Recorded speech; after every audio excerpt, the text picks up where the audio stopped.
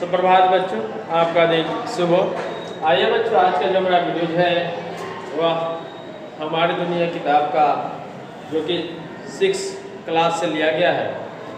इसका चौथा अध्याय है पृथ्वी के प्रमुख स्थल रूप। इसमें पृथ्वी के प्रमुख जो है स्थल रूप में पिछले वीडियो में भी हम लोग चर्चाएँ कर चुके हैं और इसके बारे में जानने का प्रयास किया है। ज्वालामुखी के बारे में चर्चा हो रही है।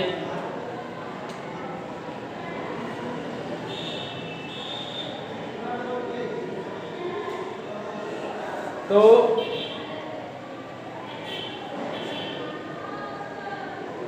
ज्वालामुखी के बारे में हम लोग चर्चाएं कर चुके हैं और ज्वालामुखी क्रिया के कारण पर जो है पिछले वीडियो पर हम लोग मुख्य रूप से फोकस किया है। आज आगे की तरफ चलते हैं और इसके बारे में जानने का प्रयास करते हैं।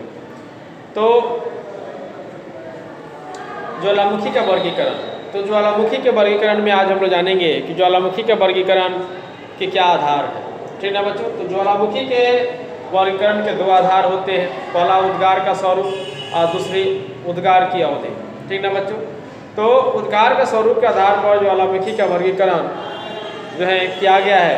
इसके अंतर्गत 2 प्रकार की ज्वालामुखी आते हैं। पहला जो है केंद्रीय उद्भेदन वाले ज्वालामुखी और दूसरा होते हैं दरारी उद्भेदन वाले ज्वालामुखी। ठीक ना बच्चों, एकदम बात तो हमारे ध्यान से सुनेंगे कि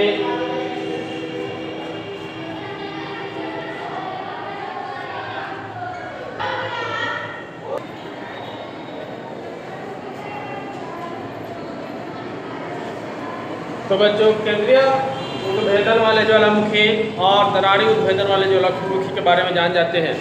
तो केंद्रीय उद्भेदन वाले ज्वालामुखी के बारे में जानते हैं। ऐसा ज्वालामुखी जिसमें उद्भेदन का कार्य एक केंद्रीय छिद्र से होता है।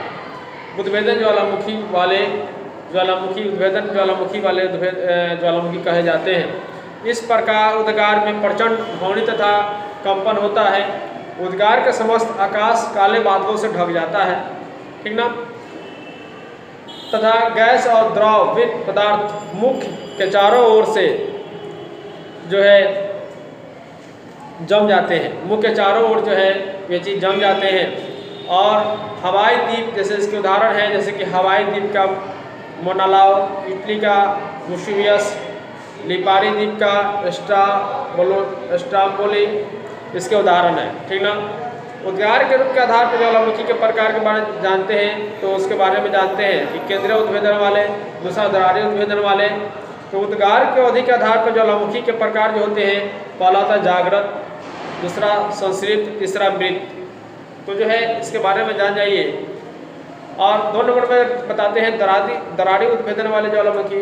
जब ज्वालामुखी का उद्गार एक मुख से न होकर भू पर पट्टी में बड़ी दरारों से होता है तो उसे दरारी उद्भेदन वाले ज्वालामुखी कहते हैं। जिसके उद्गार में लावा मैदान या लावा पठार या निर्माण होता है। संयुक्त राज्य अमेरिका में कोलंबिया का पठार, भारत में दक्कन का पठार लावा पठार का इसके उदाहरण है।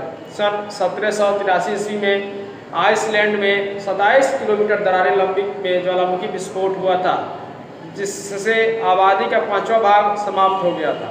दरार की अवधि के आधार पर ज्वालामुखी का वर्गीकरण भी किया गया है।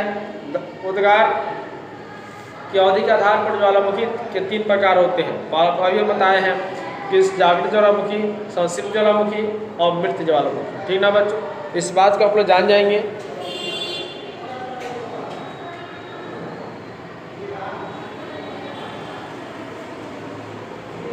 और जो है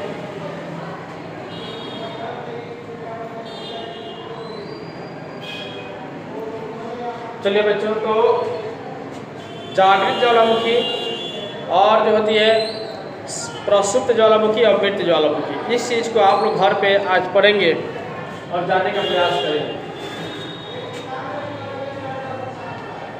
जागृत और दूसरा होता है प्रसुप्त और तीसरा होता है मृत ज्वालामुखी जो कि मर चुका है। ये तीनों प्रकार के। तो हम लोग अगले वीडियो में ये तीनों जो है ज्वालामुखी पर जो है विशेष चर्चाएं हम लोग करेंगे और इसको जानने का हम लोग प्रयास करेंगे। तो बच्चों आज की वीडियो के लिए इतना ही है। धन्यवाद। जय हिंद, जय भारत।